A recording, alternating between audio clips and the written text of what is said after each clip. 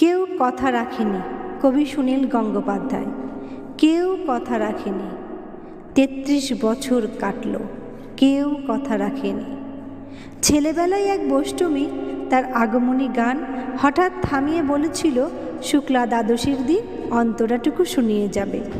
তারপর কত চন্দ্রভোগ অমাবস্যা এসে চলে গেল, কিন্তু সেই বৈষ্ণবী আর এলো না।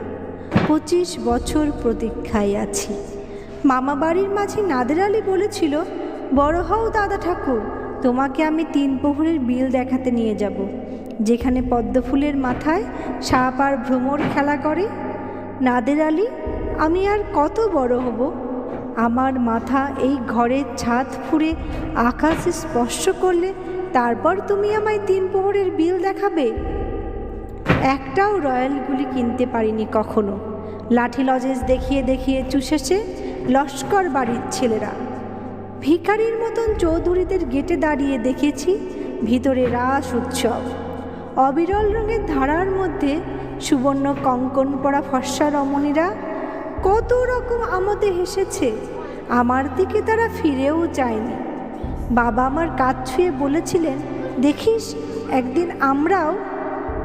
বাবা এখন অন্ধ, আমাদের দেখা হয়নি কিছুই। সেই রয়্যালগুলি, সেই লাঠি লজেন্স, সেই রাস উৎসব আমায় কেউ ফিরিয়ে দেবে না।